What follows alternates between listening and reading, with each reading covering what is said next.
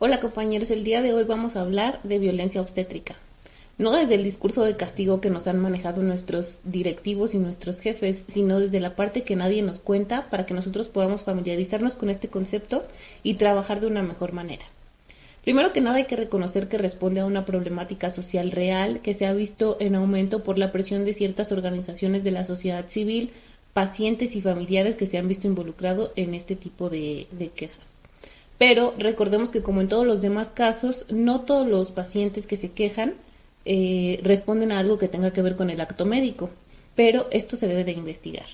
Entonces, ¿a qué responde toda esta problemática de violencia obstétrica? Principalmente a deficiencias en el Sistema Nacional de Salud y a las deficiencias propias de cada institución, ya sea de primero, segundo o tercer nivel de atención.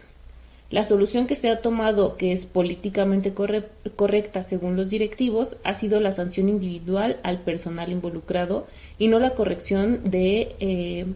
las fallas estructurales que promueven que esta problemática se siga presentando. Vamos a hablar de las deficiencias propias de cada institución y primero tenemos que considerar que cualquiera se encuentra rebasada, tanto en lo económico como en lo profesional, es decir, que no se cuenta con el dinero suficiente para tenerlas equipadas o con un mantenimiento adecuado, ni con el personal suficiente para atender todo este tipo de exceso de pacientes.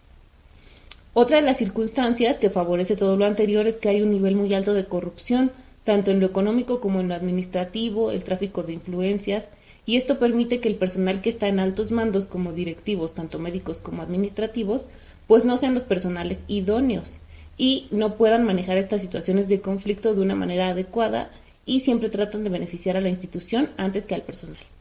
La solución que toma este personal administrativo poco calificado es buscar culpables entre el personal de salud antes de reconocer las deficiencias de cada institución. Por lo tanto, generan un ambiente de trabajo estresante e inadecuado para el desarrollo de cada profesional y favorecen conductas como la medicina defensiva.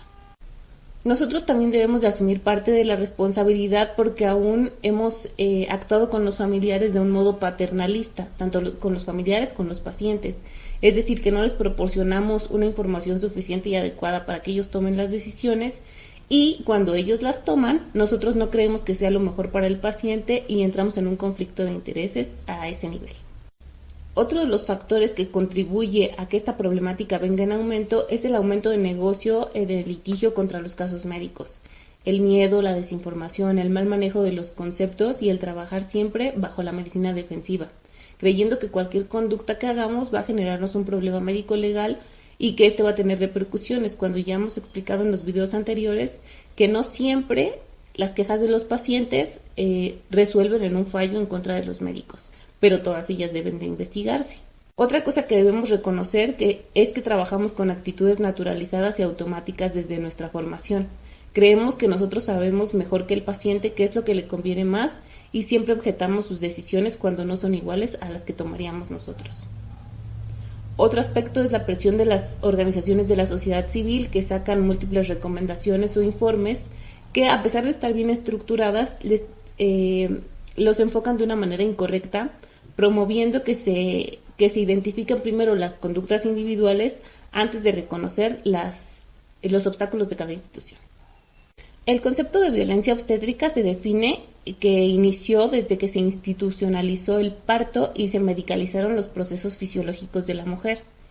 Esto respondió a un aumento en la mortalidad materna y se volcó la atención sobre estas pacientes que mostraban unas causas de muerte que eran prevenibles y tratables. Entonces, a pesar de que las conductas fueron en beneficio del paciente, se promovió el alejarlas de la comunidad o de personas muy allegadas a ellas como lo eran las parteras.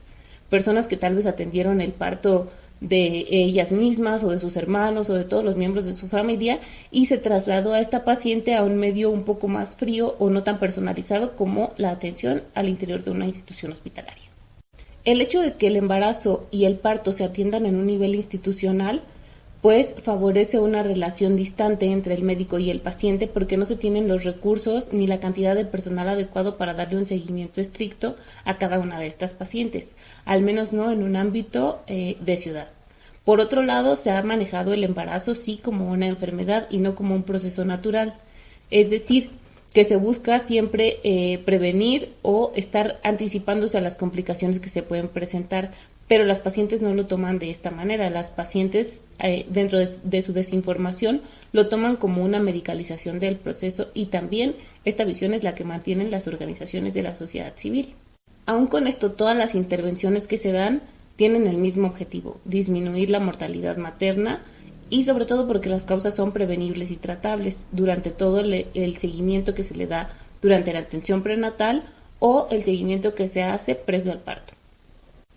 Otro de los aspectos en los que debemos trabajar es reconocer los fallos que se presentan dentro de la institución, ya no a nivel general, sino a nivel particular, y de lo que hacemos nosotros como un trabajo en equipo. Se han dado casos paradigmáticos, y estos son los que toman como referente las organizaciones de la sociedad civil y otras instituciones, por ejemplo la Corte Interamericana de Derechos Humanos, para hacer sentencias y recomendaciones cuando se identifican datos de mala práctica médica. Si ustedes tienen la oportunidad, pueden revisar todos estos casos emblemáticos y se van a dar cuenta que hay muchos aspectos que tienen en común, principalmente que desarrollaron complicaciones o que tenían factores de riesgo que pudieron ser evitables y manejables desde las consultas de atención prenatal. Sin embargo, por una deficiente comunicación o por una apatía de los médicos que las atendieron, no se les informó de manera adecuada las probables intervenciones que requerirían a lo largo de su embarazo o en el trabajo de parto, y las pacientes se vieron sometidas a estos sin una información adecuada y lo interpretaron como una agresión de este personal. En parte, la desinformación puede ser responsabilidad del paciente, pero como ya les he dicho también en otras ocasiones, nosotros somos los profesionistas y nosotros somos los que tenemos el conocimiento acerca de los procesos tanto fisiológicos como los procesos patológicos. Entonces, la responsabilidad de informar a las pacientes sobre todos estos factores de riesgo y complicaciones, pues es de nosotros y de todo el equipo de salud, del equipo de enfermería, de trabajo social, médicos en formación, etcétera. Aquí finalizamos la primera parte del video.